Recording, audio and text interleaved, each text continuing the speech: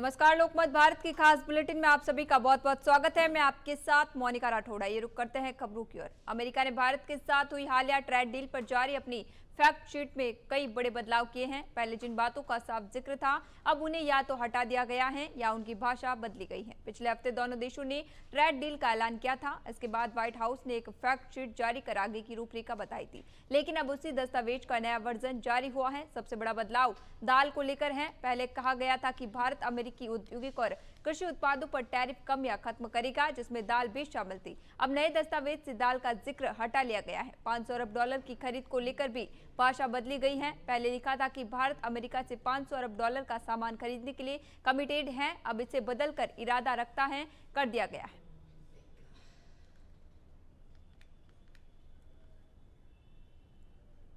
Canada के British Columbia प्रांत के टम्बलर रिज शहर में मंगलवार को एक हाई स्कूल में गोलीबारी हुई। न्यूयॉर्क टाइम्स के मुताबिक इस घटना में 9 लोगों की मौत हो गई, जबकि 25 लोग घायल हैं। अभी तक ये जानकारी नहीं आई है कि मरने वालों में कोई छात्र हैं या नहीं। स्कूल को एहतियातन बंद कर दिया गया है। इलाके के विधायक लैरी न्यूफेल्ड ने बताया कि हालात को काबू में करने के लिए बड़ी संख्या में पुलिस और एम्बुलेंस की टीमें मौके पर भेजी गई हैं। उन्होंने लोगों से अपील की है कि जो लोग अपने परिवार वालों को ढूंढने के लिए बाहर निकल आए हैं, वे अपने घर लौट जाए और वही सुरक्षित रहे। सरकारी वेबसाइट के मुताबिक हादसे वाले टम्बलर रिज सेकेंडरी स्कूल में क्लास 7 से 12 तक के कुल 175 छात्र पढ़ते हैं।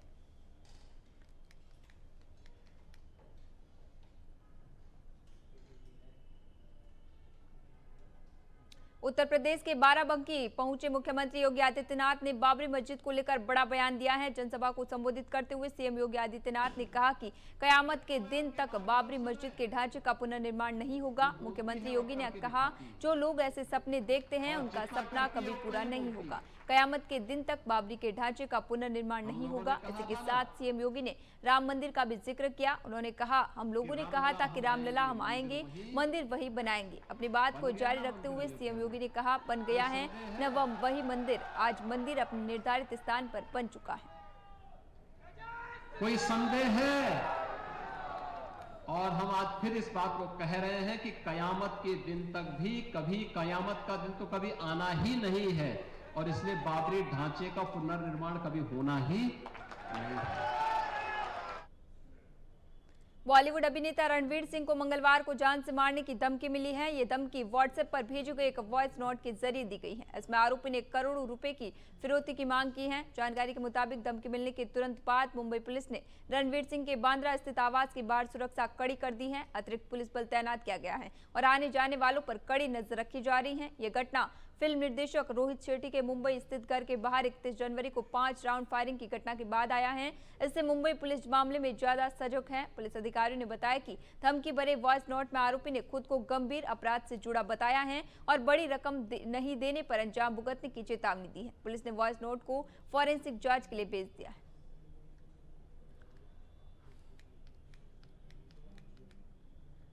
राजस्थान के दौसा जिले में नेशनल हाईवे 21 पर मंगलवार देर रात सड़क हादसे ने 6 दोस्तों की जान ले ली। यहां भीषण सड़क हादसे में कार सवार 6 दोस्तों की मौत हो गई। ये सभी युवक एक शादी समारोह में शामिल होकर हंसी खुशी अपने घर लौट रहे थे, मगर शायद उन्होंने ये सोचा भी नहीं होगा कि उनकी जिंदगी थोड़ी देर में खत्म होने वाली है। केलाई के पास उनकी कार अनियंत्रित होकर हाईवे पर डिवाइडर तोड़कर दूसरी लाइन में चली गई। तभी दूसरी लेन से गुजर रहे अज्ञात ट्रेलर ने उनकी कार को जोरदार टक्कर मार दी। टक्कर इतनी भीषण थी कि कार के परखचे उड़ गए और वह लोहे के मलबे में तब्दील हो गई। दुर्घटना के बाद हाईवे पर अफरा तफरी मच गई। सूचना मिलते ही एसपी सागर राणा सहित कई वरिष्ठ अधिकारी पुलिस बल के साथ मौके पर पहुंचे। मौके पर मौजूद पुलिस और ग्रामीणों ने कड़ी मशक्कत के बाद कार में फंसे युवकों को बाहर निकाला।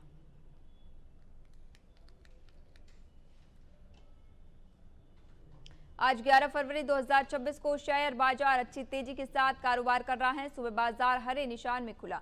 बीएसई सेंसेक्स करीब 100 अंक बढ़कर 84,400 के आसपास पहुंच गया है। वही निफ्टी 50 भी लगभग 50 अंक चढ़कर 26,000 के करीब ट्रेंड कर रहा है। आज सबसे ज्यादा तेजी ऑटो सेक्टर में देखने को मिल रही है, जिसमें करीब 1% की बढ़त है। इसके अलावा आईटी और मेटल कंपनियों के शेयरों में भी खरीदारी हो रही है। सेंसेक्स की 30 में से 22 कंपनियों के शेयर बढ़त में है, जबकि 8 में गिरावट है। निफ्टी के 50 में से 35 शेयर हरे निशान में हैं। एशियाई बाजारों में भी मजबूती का रुख है। दक्षिण कोरिया, हांगकांग और चीन के बाजार बढ़त के साथ कारोबार कर रहे हैं। अमेरिकी बाजार में मिला जुला असर रहा। कुल मिलाकर बाजार का माहौल सकारात्मक बना हुआ है।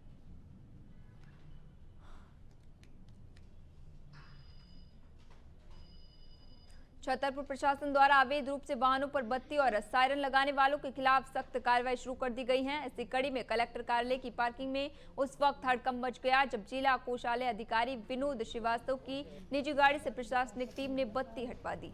एसडीएम, तहसीलदार और आरटीओ विभाग के कर्मचारियों की संयुक्त टीम ने निरीक्षण के दौरान पाया कि कोषालय अधिकारी की गाड़ी में नियमों के विरुद्ध बत्ती लगाई गई थी। टीम ने तत्काल कार्रवाई करते हुए पार्किंग में खड़ी गाड़ी से बत्ती निकलवाई। जब इस मामले में जिला कोषालय अधिकारी विनोद श्रीवास्तव से बात की गई तो उन्होंने अपनी गलती स्वीकार करते हुए अजीबोगरीब तर्क दिया। उन्होंने कहा कि मुझे नियमों के बारे में सही जानकारी नहीं थी, किसी ने मुझे गलत जानकारी देकर मिसगाइड किया था, जिसके कारण मैंने गाड़ी पर बत्ती लगवा ली थी। शासन के स्पष्ट निर्देश है कि केवल निर्धारित पदों पर आसीन अधिकारी ही विशेष परिस्थितियों में सांकेतिक बत्ती का उपयोग कर सकते हैं।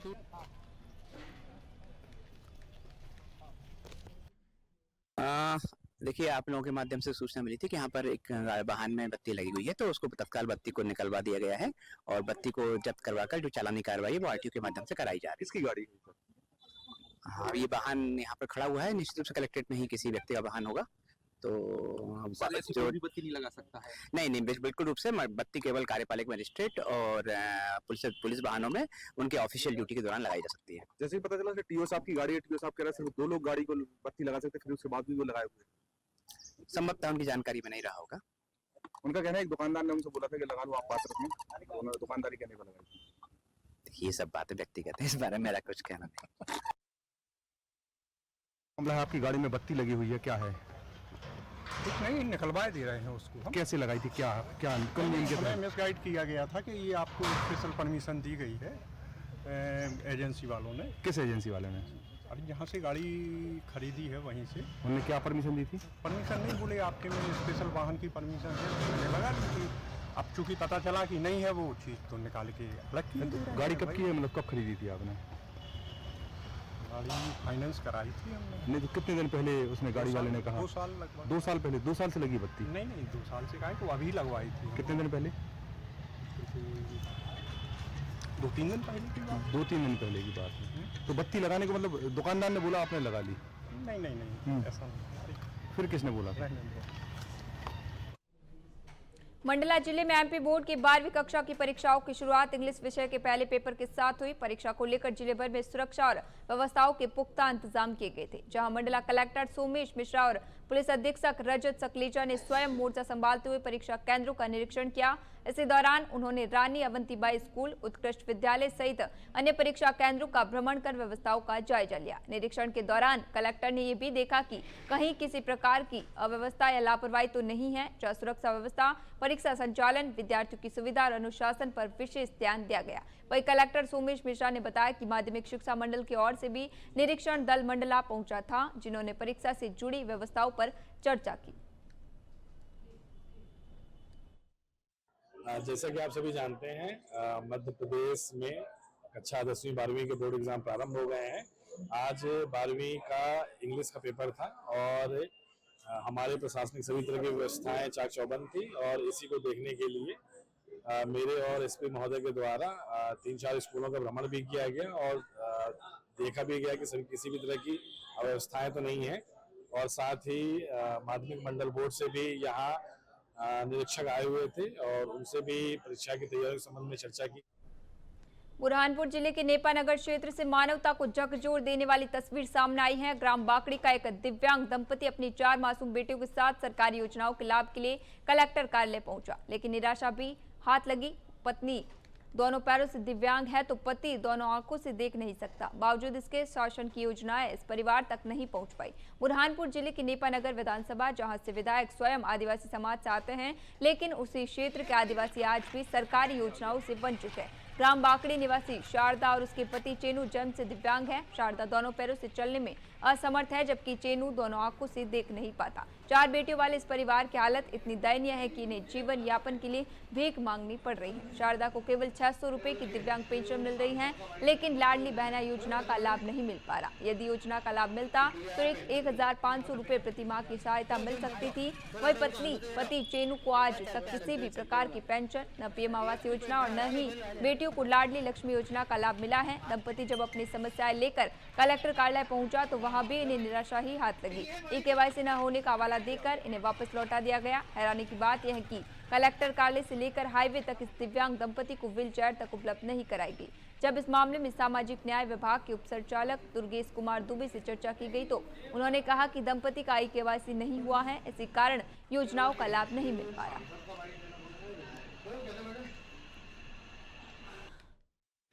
ऐसे रहते क्या करे बच्चे? नहीं, आप विकलांग हो? विकलांग है। और पति क्या है? कुछ नहीं करता, क्या मांग के खाते हैं? दिखता है पति, मतलब दिखाई नहीं दिखता नहीं। अच्छा, जरूर नहीं दिखता। आपके पास व्हील चेयर भी नहीं है? ये जाने की व्हील चेयर भी नहीं है आपके पास?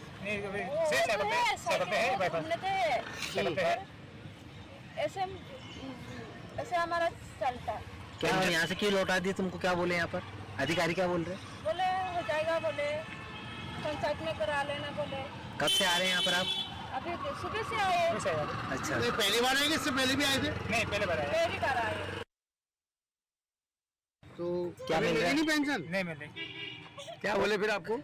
आप पंचायत में हो जाएगी, जाओ बोले। आप कौन से समाज से आए हैं? टावर है। अच्छा, डावर है। तो कितने दिन से परेशान हो तुम?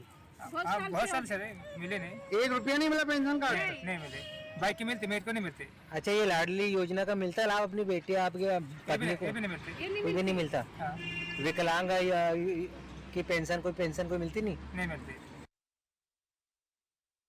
एक्चुअली दोनों हस्बैंड वाइफ जो है वो दिव्यांग हैं और वाइफ की जो पेंशन है वो कंटिन्यू चल रही है। अभी ई-केवाईसी ना होने के कारण उसकी पेंशन को होल्ड किया गया था शासन स्तर से। तो चूंकि हम लोगों ने, हमारे पास ऑफिस में आए वो, हम लोगों ने उनकी ई-केवाईसी करने का प्रयास किया, लेकिन चूंकि उनका फ़ोन डाउन हो गया था इसलिए उनकी हम ई-केवाईसी नहीं कर पाए। लेकिन उसकी ई-केवाईसी के लिए हमने प्रोसेस कर दी है, तो बहुत जल्द उनकी पेंशन भी जो है स्टार्ट हो जाएगी। मंदसौर में पुलिस कंट्रोल रूम परिसर में जन सुनवाई कार्यक्रम का आयोजन किया गया, जिसमें बड़ी संख्या में फरियादी अपनी समस्या लेकर पहुंचे। जन सुनवाई के दौरान पुलिस अधिकारियों ने आमजन की शिकायतों को गंभीरता से सुना और कई मामलों में मौके पर ही समाधान के निर्देश दिए गए। अधिकारियों ने कहा कि जन सुनवाई का उद्देश्य जनता और पुलिस के बीच बेहतर समन्वय स्थापित करना और आम लोगों को त्वरित न्याय दिलाना है।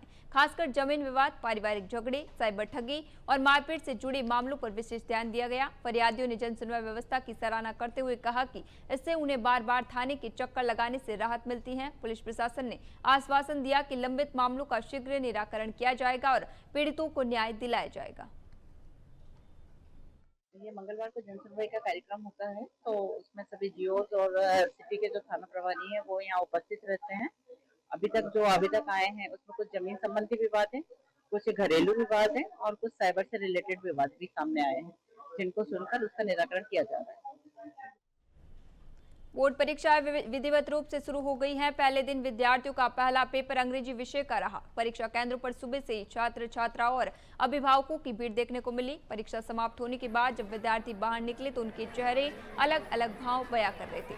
कुछ विद्यार्थियों ने बताया कि पेपर उनके लिए आसान रहा और वे आत्मविश्वास से भरे दिखे।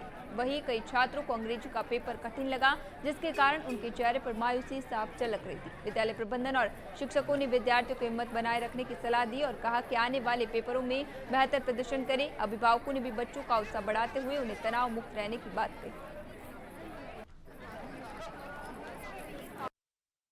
आज का पेपर बहुत अच्छा था, काफी मतलब इजी था, इतना कोई टफ नहीं था, बहुत अच्छा था पेपर। तो क्या लगता है अच्छे नंबर आए? हाँ, मेरा बिल्कुल 70+ नंबर है। क्या नाम आपका? दिशा मित्तल। मेरा नाम प्राची पवार है। आज एग्जाम था आपका, कैसा पेपर आया और क्या कहा? पेपर बहुत इजी था और बहुत अच्छा गया हमारा पेपर और बहुत कॉन्फिडेंटली पूरा पेपर अच्छा गया। क्या लगता है अच्छा नंबर आएंगे? बहुत अच्छे आएंगे।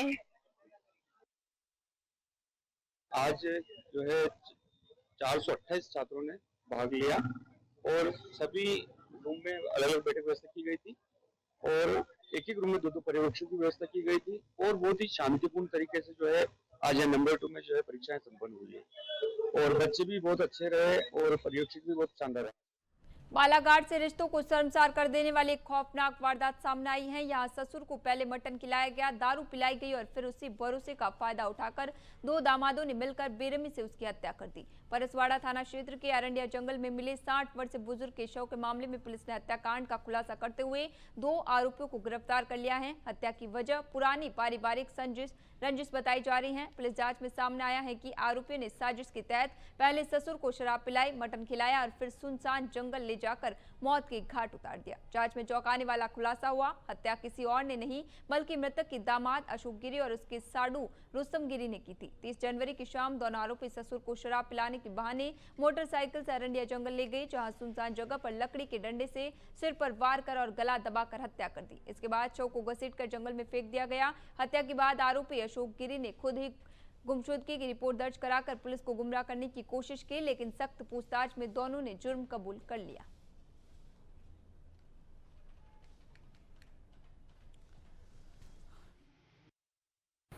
तो कुछ टाइम पहले ये बुजुर्ग अपनी बेटी के यहाँ पे आए हुए थे, जहाँ पे इनकी गुमशुदगी दर्ज कराई गई थी। ये 28 तारीख को आए हुए थे, 30 को ये निकल गए थे, लेकिन उसके बाद से इनका कुछ पता नहीं चला था कि कहाँ पे है ये। 3 तारीख को फिर इनका जब शव बरामद हुआ तो इनके घर वालों का पता चलते ही उनके घर पे गए और फिर इनके घर वालों से पूछताछ करी गई। तो इनकी बेटी से, इनके दामाद से और इनका एक और दामाद था जो कि वहीं पे रहता था, उन दोनों दामाद से पूछताछ करने के बाद में पता चला कि इनकी जो दोनों दामादों की भूमिका है वो बहुत संदिग्ध है।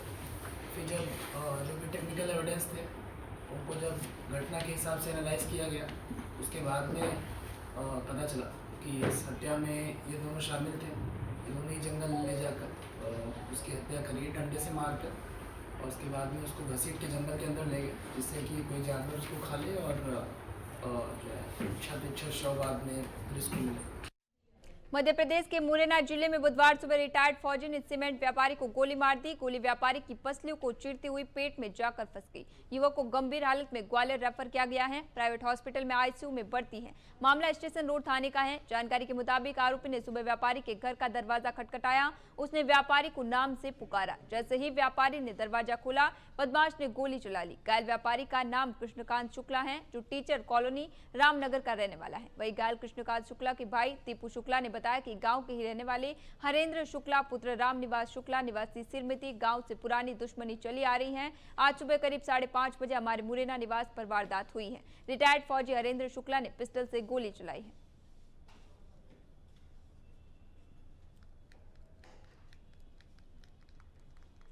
राजस्थान के प्रसिद्ध गायक और महाराज परम पूज्य संत श्री अच्युतानंद महाराज का हाल ही में इंदौर आगमन हुआ। इसी दौरान संत लोकमत भारत न्यूज चैनल के इंदौर हेड ऑफिस पहुंचे, जहां रिग्नोदिया कार्यालय स्थित एसबीएम ग्रुप की प्रमुख माया चौधरी एवं डॉक्टर धर्मपाल चौधरी ने पुष्पमालाओं के साथ उनका आत्मीय स्वागत किया। इस अवसर पर संतों ने लोकमत भारत एवं एसबीएम न्यूज के प्रस्तावित नवीन कार्यालय का भी अवलोकन किया, जो MR10 स्थित आदित्य गेटवे बिल्डिंग में शीघ्र प्रारंभ होने जा रहा है। डॉक्टर धर्मपाल चौधरी एवं माया चौधरी ने संतों को समूह की पत्रकारिता दृष्टि, सामाजिक दायित्व और कार्य योजनाओं की जानकारी दी तथा उनका आशीर्वाद प्राप्त किया। मध्य प्रदेश में लोकमत भारत और एसबीएम न्यूज के विस्तार को लेकर संतों ने इसे सात्विक और सकारात्मक पत्रकारिता की दिशा में महत्वपूर्ण पहल बताया। संत श्री प्रकाश दास जी महाराज ने कहा कि जिस प्रकार भगवान का सुदर्शन चक्र निरंतर गतिमान रहता है, उसी प्रकार लोकमत भारत चैनल भी निरंतर प्रगति करे और अपनी विश्वसनीय पहचान बनाए।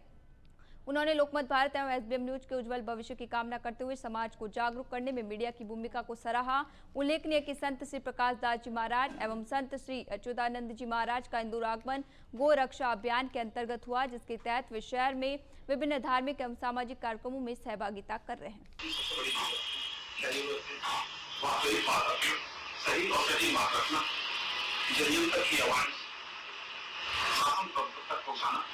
लोगों की समस्याओं को का समाधान कराना इस चैनल की खासियत रही है।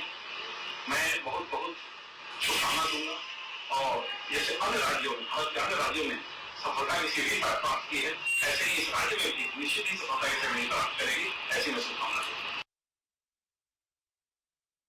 वंदे मातरम, जय गो माता, जय गोपाल।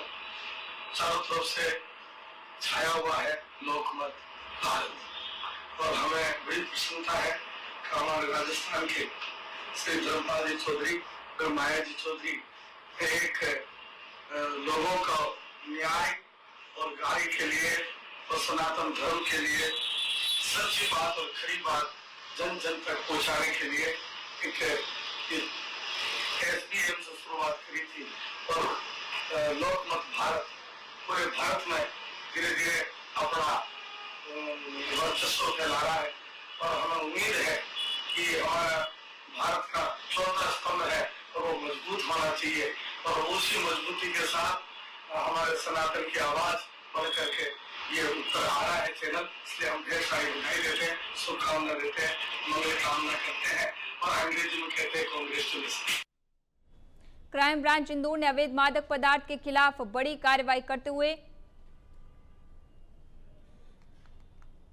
2 आरोपियों को गिरफ्तार किया है। क्राइम ब्रांच के एडिशनल डीसीपी राजेश दंडोतिया ने बताया कि पकड़े गए आरोपियों के कब्जे से करीब 10.5 ग्राम ब्राउन शुगर और 2 मोबाइल फोन जब्त किए गए हैं। जब्त मशरूका की कुल कीमत करीब 1,60,000 रुपए बताई गई है। वहीं पुलिस के अनुसार टीम को सूचना मिली थी कि SGSITS कॉलेज के पास सार्वजनिक शौचालय के सामने 2 संदिग्ध युवक खड़े हैं। घेराबंदी कर दोनों को पकड़ा गया। पूछताछ में उन्होंने अपने नाम सौरभ सोनकर और गौरव मालवीय निवासी पालदा इंदौर बताया। तलाशी लेने पर उनके पास से ब्राउन शुगर बरामद हुई। प्रारंभिक पूछताछ में आरोपी ने बताया कि वे अधिक लाभ कमाने के लिए सस्ते में मादक पदार्थ खरीदकर शहर में बेचते थे। दोनों के खिलाफ प्रकरण दर्ज कर आगे की वैधानिक कार्रवाई की जा रही है।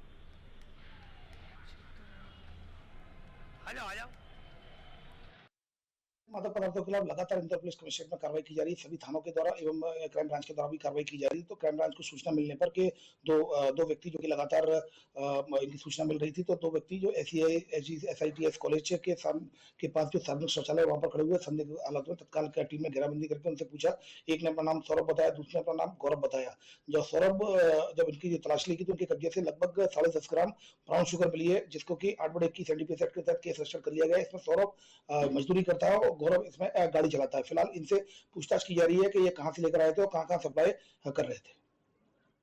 इंदौर में क्रेडिट कार्ड बंद कराने के नाम पर साइबर ठगों ने एक महिला को 6,82,000 रुपए का चूना लगा दिया। ठगों ने पहले महिला के नाम से लोन पास कराया और फिर पूरी राशि खाते से निकाल ली। मामले में क्राइम ब्रांच ने विभिन्न धाराओं में प्रकरण दर्ज कर जांच शुरू कर दी है। क्राइम ब्रांच इंदौर के एडिशनल डीसीपी राजेश दंडोतिया ने बुधवार को बताया कि फरियादी एक इन्वेस्टमेंट एंड फाइनेंस कंपनी में ऑपरेशनल मैनेजर है। करीब 3 माह पहले उसके पास HDFC बैंक का क्रेडिट कार्ड आया था, जिसकी उसे जरूरत नहीं थी। इसी बीच एक अनजान नंबर से कॉल आया, जिसमें कॉलर ने खुद को बैंक प्रतिनिधि बताते हुए कहा कि यदि कार्ड बंद कराना है तो बताई जा रही प्रक्रिया पूरी करनी होगी। महिला के सहमत होते ही ठगों ने जाल बिछाना शुरू कर दिया। अलग अलग अज्ञात नंबरों से लगातार संपर्क कर भरोसा जीता गया। कॉलर ने महिला से कहा कि उसके मोबाइल पर एक ID और OTP आएगा, जिसे बताने पर कार्ड बंद कर दिया जाएगा। महिला ने जब OTP साझा करने पर आपत्ति जताई तो ठग ने उसे विश्वास दिलाया कि प्रक्रिया पूरी करने के लिए जरूरी है। झांसे में आकर महिला ने OTP बता दिया। अगले दिन अवकाश होने के कारण उसे कोई संदेह नहीं हुआ, लेकिन उसके बाद खाते की जांच करने पर पता चला कि उसके नाम से 6,82,000 रुपए का लोन स्वीकृत कर राशि खाते में ट्रांसफर की गई और उसके 2 अलग अलग ट्रांजैक्शन के जरिए 4 लाख और 2,82,000 रुपए निकाल लिए गए। प्रारंभिक जांच में सामने आया है कि ट्रांसफर की गई राशि उत्तर प्रदेश के एक बैंक खाते में पहुंची है। पुलिस संबंधित खातों और कॉल डिटेल्स की जांच की जा रही है।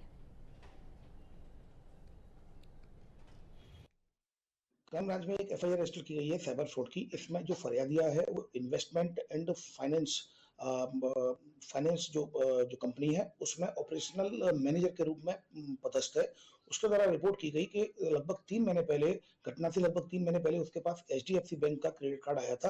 तो चूंकि उसको क्रेडिट कार्ड की जरूरत नहीं थी, फिर अचानक 3 महीने बाद उसके पास कॉल आया एक अननोन नंबर से कि आपके क्रेडिट कार्ड को अगर आपको बंद कराना है तो फिर उसने बोला कि मुझे जरूरत नहीं है, मुझे इसको बंद कराना है। अननोन नंबर से फोन आया था, वो लगातार उससे बात करता रहा, वो जो स्कैमर था।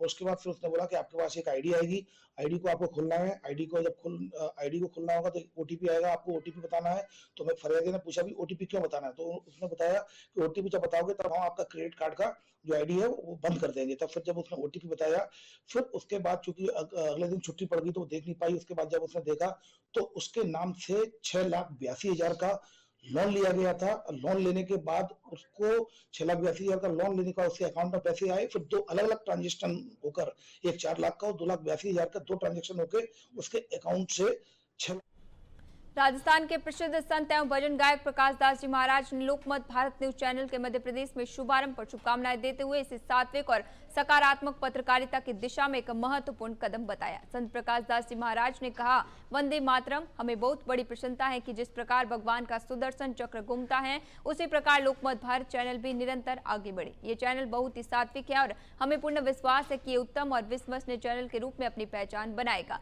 उन्होंने लोकमत भारत न्यूज चैनल के उज्जवल भविष्य की कामना करते हुए समाज को जागरूक करने में इसकी महत्वपूर्ण भूमिका की सराहना की। वंदे मातरम। हमें बहुत बड़ी प्रसन्नता है कि हमारा सुदर्शन चक्र जिस प्रकार से भगवान का घूमता है, हम साधुवाद देते हैं कि हमारा लोकमत भारत ये जो चैनल है ये बहुत ही सटीक और गाय के लिए न्याय दिलाएगा और हमें उम्मीद है ये सनातन का सर्व उत्तम चैनल माना जाएगा। ऐसी प्रार्थना करते हैं, शुभकामना देते हैं। साधुवाद, धन्यवाद। अभी के लिए खबरों में इतना ही। बने रहिए लोकमत भारत के साथ, साथ सच का।